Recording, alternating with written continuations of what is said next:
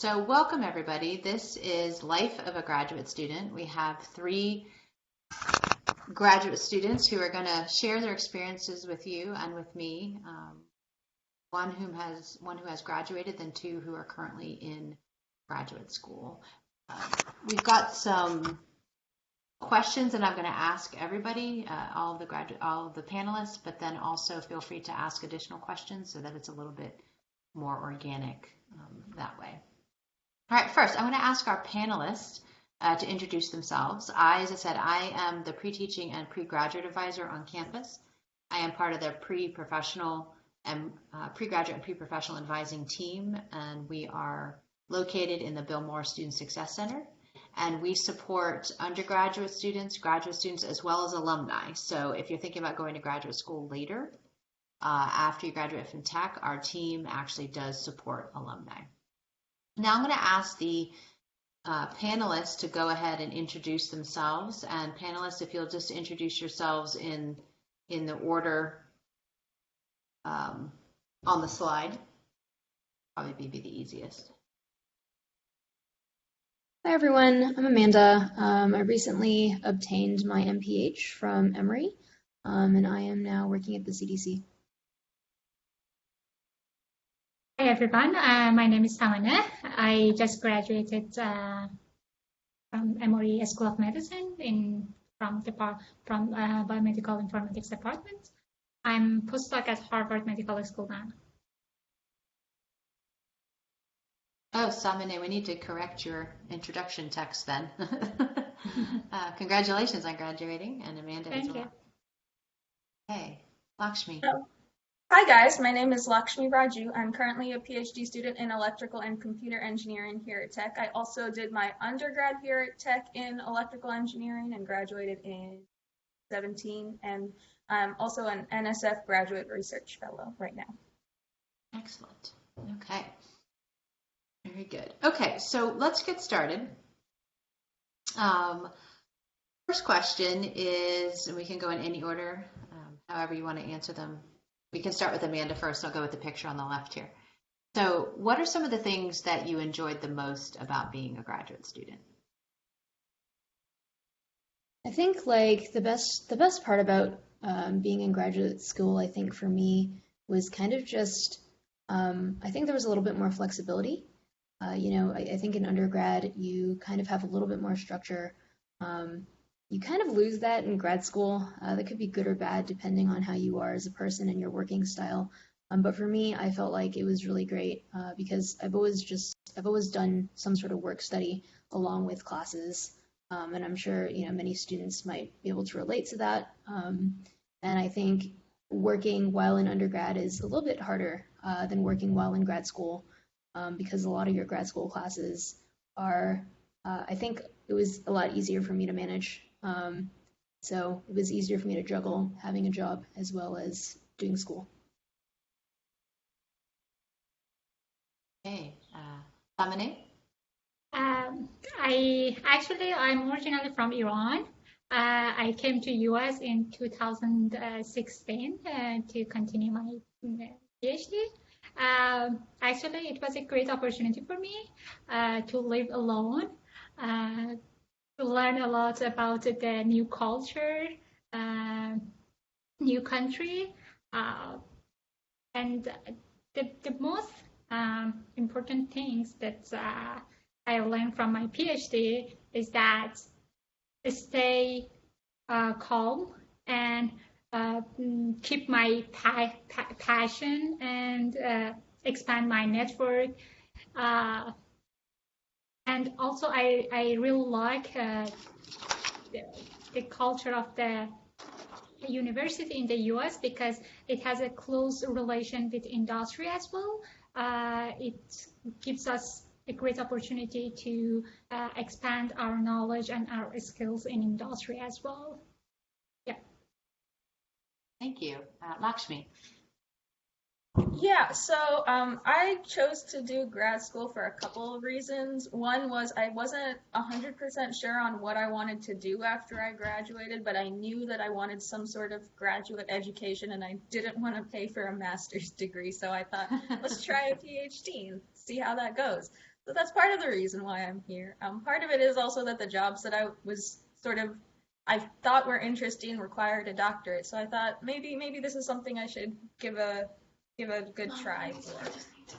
But I do enjoy the fact that this is my fourth year as a grad student, and right now I've basically finished most of my classes, and I spend most of my time doing research. Of course, because of the coronavirus, that means I'm basically just in my apartment all the time doing simulations. But I have a project, but I sort of get to take it where I want to take it. So that's something you don't get to do, or at least in my internships and when I was working as an undergrad. It was always sort of what the project and what my bosses needed. But in the grad school, there's a little bit more freedom and flexibility in what you can pursue for your research, and I like that a lot. All right. What questions do those of you in the audience have for any of our three panelists right now?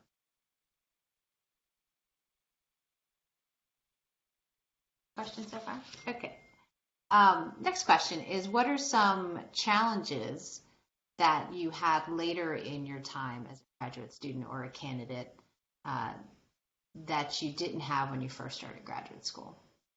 I'll let the three of you can decide who goes first.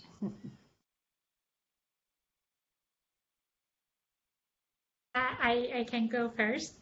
So the big challenge when I started my PhD was that, okay, this is a male-dominated group, and as a woman, it's very difficult for me to show my ability, my skills. I had to work a lot to show that, okay, I'm equal to men. And sometimes it's very hard for me. I try to create a good network and good friendship with my lab mates.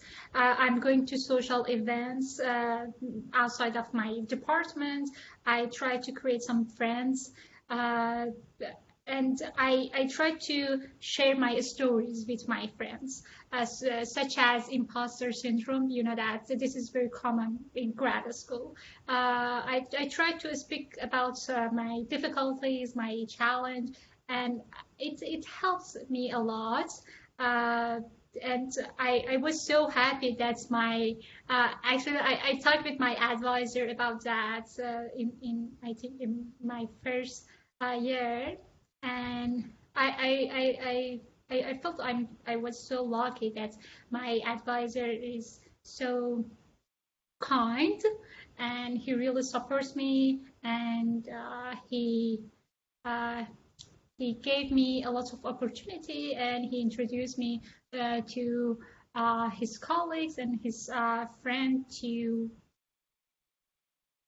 create some opportunity to show my ability. Yeah, I think it was a big challenge for me. Amanda or Lakshmi, you want to add to that or speak about something different? Sure. So a couple of the challenges that I face now, research-wise, when I was beginning my PhD, well, I sort of applied for grad school in optics, which is a field of electrical engineering, before I had even really taken an optics course, because there was only like 1 or 2 optics courses offered as an undergrad student. So I had done a little bit of it in internships, but I really didn't know what I was getting myself into. But so at the beginning, I was sort of just learning. And as you find out in research, there's not really a specific textbook or a specific class that gives you like the information you need for your research as you get further along. So that's been a challenge for me, is trying to find the information I need from various sources. So a lot of self-learning. Which Georgia Tech helped me with that as an undergrad. I sort of developed some of those skills. Other things that have been a challenge is sort of also like making sure that I sort of leave my lab group and make more connections. I've sort of been forcing myself to do that. a little bit harder right now since I barely see people, but I've been trying to do that because I think it's really important to do things outside of research and make sure that you have some sort of life you can. So that's what I've been working. Yeah. So what kind of life did you find outside of research? Like hobbies that you pursued or you discovered while you were in grad school? Yeah, I'm part of a Dungeons and Dragons group right now with a couple of people I met when I was a TA. So that's fun. I'd never played it before, and I thought I should try that because that's part of nerd culture, and I had never done it before. This now, and then just sort of keeping up with people that were friends as an undergrad. So just trying to maintain relationships and attempt to make new ones. I'm going to come back to you for a second. Hold on, Amanda. Samane, what are some things you've done to take care of your well-being? Meaning, you know, to get yourself out of the lab, to de-stress yourself. What are some things you did during your doctoral program? As I mentioned, that I went to some social events. I went to Toastmaster. I don't know whether people heard about that or not, but it was a great group to expand some communication skills and create some networks and create some friendship there. I think that the Toastmaster helped me a lot for creating some friends outside of the lab. Yeah, and I just joined to some hiking group and some social events in the university. Okay. All right, Amanda. So you've got like 2 things to answer there. So I guess my experience in grad school is a little bit different. It's 2 years long, and I think when I started the master's program, I was it's 2 years. I have time to figure things out. And then a year in, you're like, oh, I need to apply for jobs. I need to finish my thesis. And everything just starts like snowballing, and you end up with this massive workload, and you're like, I have no clue what I'm doing. I think like that was kind of the biggest challenge that I faced because, you know, all of your classmates we're all on this mad dash to get a job. And then the pandemic occurred. So like a lot of places got put on hiring freezes. So yeah, it was a little bit challenging for me, I think, towards the last couple months of my MPH. It did work out a little bit better though, because all of our classes became, you know, virtual, and it gave me more time to write my thesis. I guess you want the self-care question? Yeah, the self-care question, yeah. Yeah, Very important in graduate school. I'm a rock climber, and basically just whenever I get the chance, I'll grab a couple friends and we'll go outdoor bouldering. We would typically hit up like Chattanooga. There are a bunch of nice boulders to climb there. So yeah, rock climbing is my self-care. Excellent. So self-care has definitely sparked some questions from our audience. So first question was from Sophia. Samane, I think it's directed to you about good to hear about Toastmasters. I'm interested in that too. Did you have any other methods to improve your public speaking / communication? Should I answer now? Mm-hmm. Yeah. Okay. So regarding the speaking in public and communication skills, because the English is my first language, it was very hard for me to speak in public. I tried to attend to some theater classes. It helps me to practice, for example, a story and speak with some colleagues and friends. The Toastmaster was a great, I think, great space to communicate and learn a lot. Also, I think Emory has some speaking and writing classes for non-English speakers. I attended to 2 speaking classes. Yeah, and it helped me a lot as well. I think you can just look at to some classes on the university, and you can register for that. Thank you. Thank you, Samini. All right. Joshon has asked, how easy is it to find friends outside your lab group if you're doing a PhD? Is it easy to find time to do that? So, Lakshmi, right? You were talking about finding friends outside your lab group. So why don't you answer that question? Yeah, so that's a hard thing to do, especially since it's I mean, you spend most of your time in your lab. You don't really go, it's not like undergrad where you spend a lot of time going to different classes, you're seeing the same group of people. It's a lot harder to break into different groups as a PhD student. I've spent time wondering if I'm supposed to talk to people in the grocery store to make new friends. So it's difficult.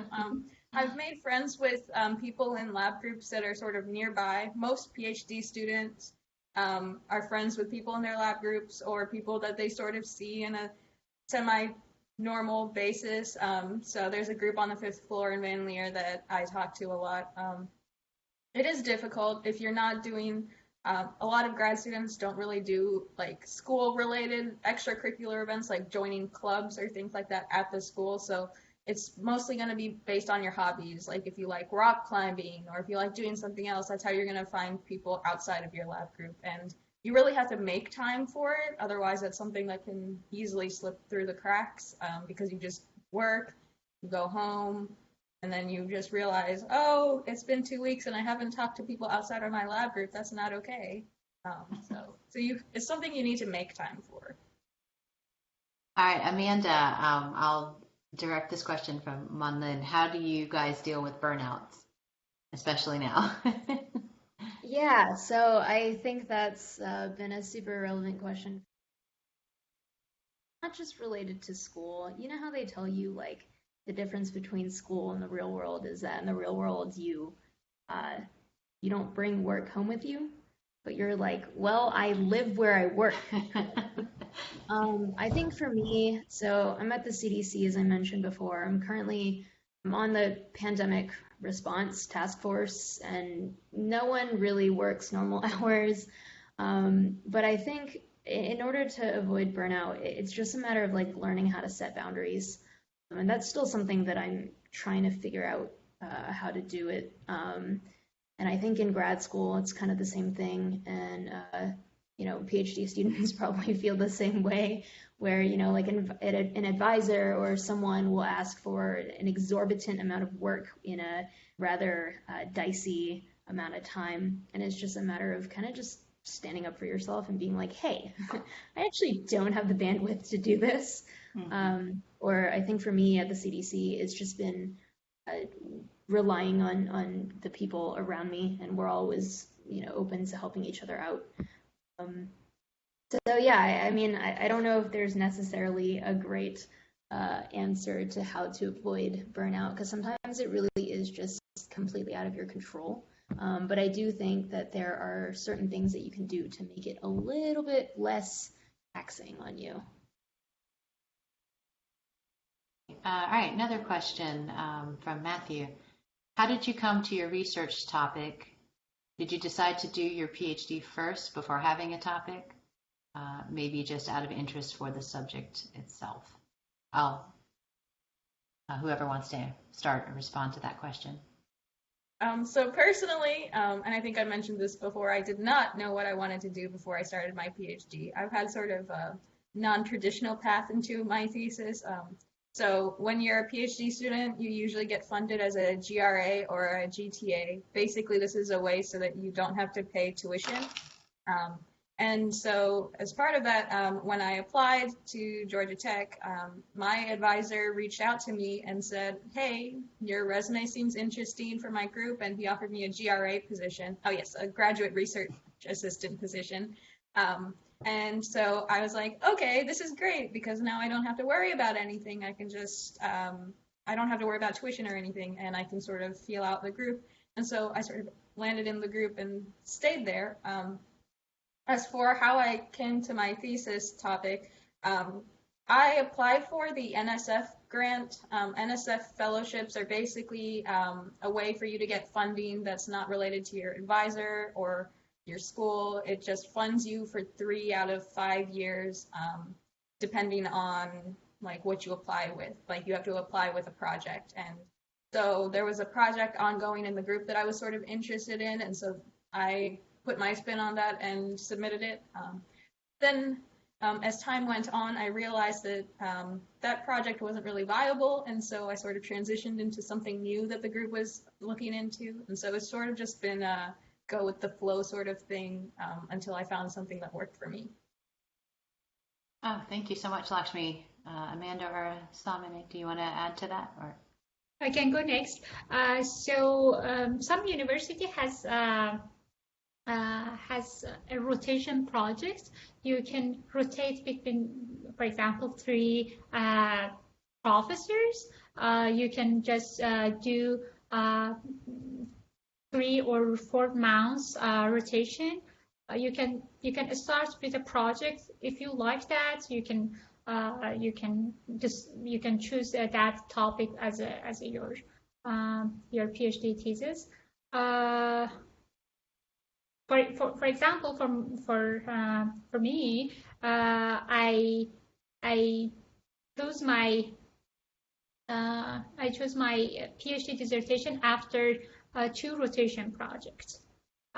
So I found that okay, I'm really interested and passionate about that topic. So I decided okay, I gonna select that project as my dissertation. So yeah, maybe looking to those rotation projects and talking to some friends and colleagues about okay, what is the culture of the lab? It's really important because some lab has a very bad atmosphere. It's not you have to just publish a paper. Maybe the PI of that group doesn't care about your human being. So it's really important. The topic is not the main issue. Your advisor, how he or she behaved to her or his students is really important, and his or her network is really important. If you're gonna go to industry or you're gonna go to academia, those factors is really important to select your dissertation, your advisor, I think. Samini, when you so I know at Emory, a lot of the programs they do the rotational labs. Mm-hmm. Did you know what your funding was when you went into the program? And it was a matter of deciding which lab you would land in, or how did Emory do that? Okay, I had some a scholarship, so my funding doesn't depend to any professors grant. Mm-hmm. So I got a scholarship from Emory. So it allows me to rotate between some supervisors. Okay. I wanted to ask because Lakshmi, you were talking about the NSF, right? So did any of you get additional fellowships, either as undergrads, prestigious fellowships, and national or internationally competitive awards in preparation for grad school or in order to go to grad school? Karen Mura is in the audience. She's the prestigious fellowships advisor. And Karen, I'm going to call on you in a second. But for our panelists, did you have fellowships or apply for fellowships going into grad school? I think I applied for a couple of fellowships when I was applying for grad school, but I didn't get any of them. The NSF I applied for in my first year as a grad student, and that's what I got. I didn't have any fellowships or awards before that. Amanda, do you have any?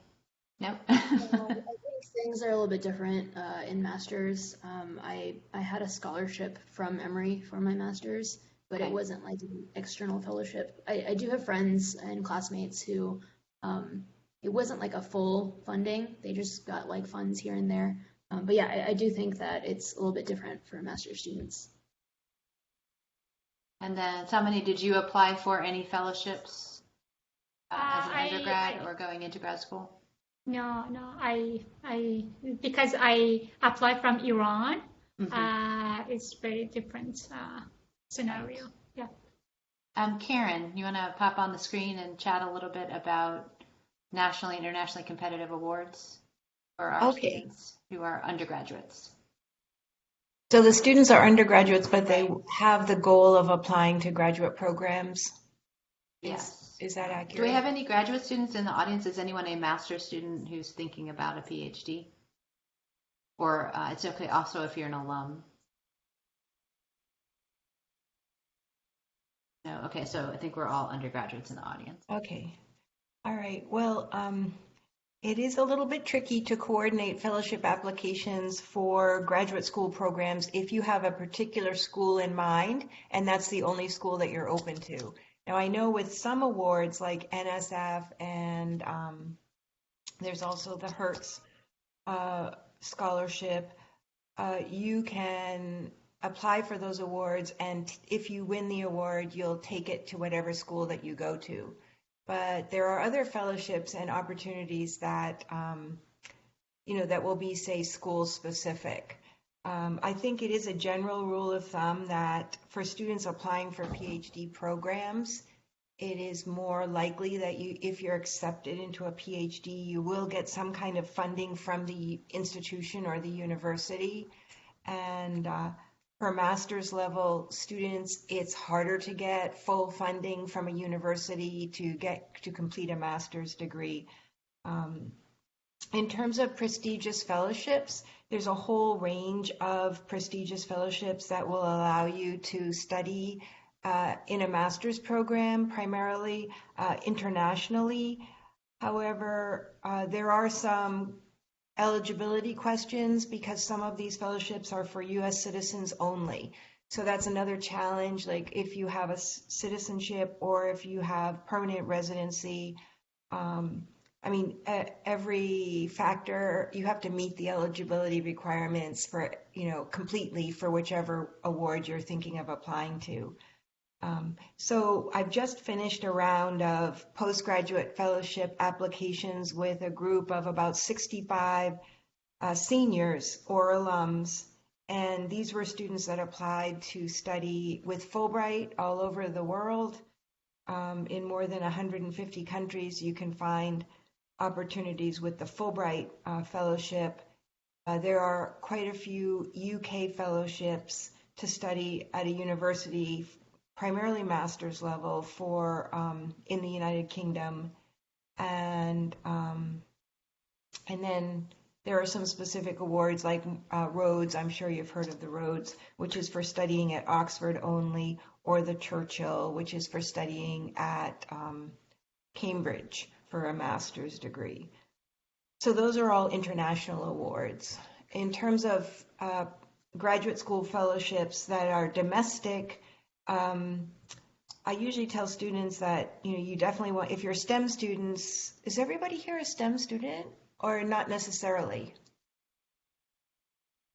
Susan? I don't know. I don't know their majors. Okay. So. In general, I do meet with a lot of STEM students. They're interested in the NSF. They're interested in the Hertz Foundation. I often tell them to look at different federal agencies or else national professional organizations like the Department of Energy, the Department of Defense. They will also offer a range of scholarships or fellowships for graduate school domestically. So it's always worthwhile to look into some of those agencies or foundations as well. So that's just like an off-the-cuff answer. But if you have a specific question, and you put it in the chat, I could try my best to answer a specific question. You can also make an appointment with Karen through Advisor Link, and you can have a one-to-one conversation with her about fellowships that would be good fits for you and your goals as well. That's correct, yeah.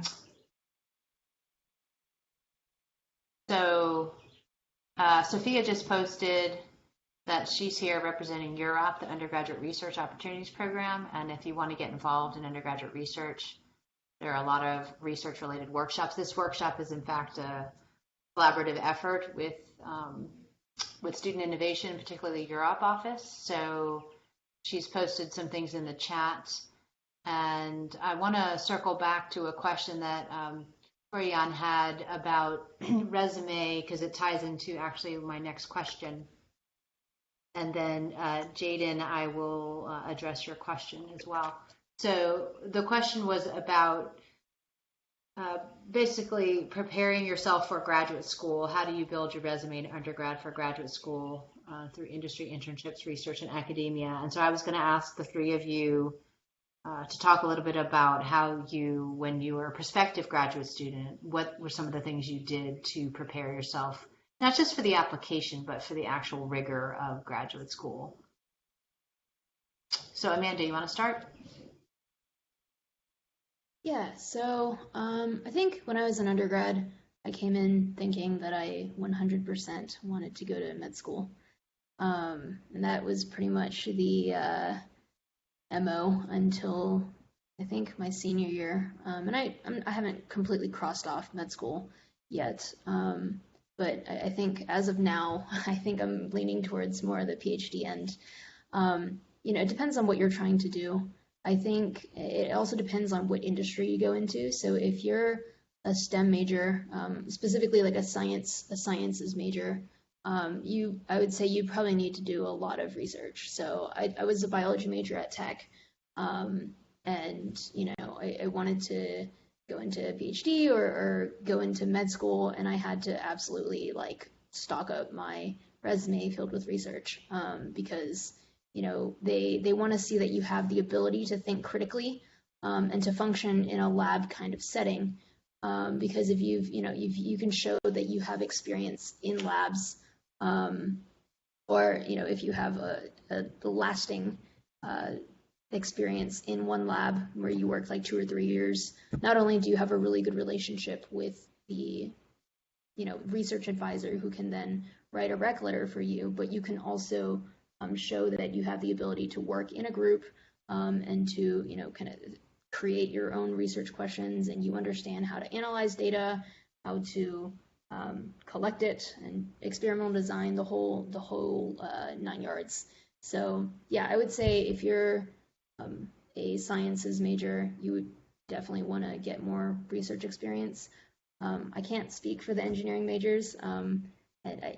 From what my friends did, who are engineers and went into grad school, they did do quite a bit of industry, specifically R&D, and I think that's pretty good for you, especially if you're trying to make a little bit of money before you go to grad school.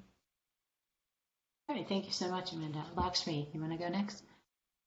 Yeah, so what she was saying is right, and also not even from a resume standpoint, but from just like a personal standpoint, you definitely want to try research before you go to grad school, because you don't want to be in grad school and realize that you hate doing research. So it's an important thing. You might not like the research project, but you got to at least like the process. So from my experience and from knowing fellow grad students, the most important things on your resume, I'm in engineering, electrical engineering, but the most important things on your resume is research experience, publications. You might not have these things, but that's sort of what they're looking for, just to see if you have tried to do research before, because then they know you'd be a better fit for a grad program, or industry experience, sort of any sort of work experience, and as Amanda mentioned, more R&D, because that would be more analogous to doing research at a university. So if you're doing an RU, which is a research educational experience, something like that. An RU is basically doing research at another university. You could do internships or co-ops. I did internships at a lot of defense-related companies, but I also worked at GTRI, which is the Georgia Tech Research Institute, and I also did a year of research with a faculty member in the ECE department. So those are sort of things. I didn't have any publications as an undergrad, so I know that's sort of why my application wasn't competitive for some of the top universities like MIT or Stanford, because I met some of the students I was competing with and they had a lot of publications. So it depends on where you want to go. That's how much more competitive your application would be. Samane. But yeah, so because my experience is different from other experience, I don't know whether my thought would be useful or not. So based on the university, some university is the admission is the committee based, and some university is advisor based. If your advisor likes your resume, so you can get the admission. But some university, a committee member, a member of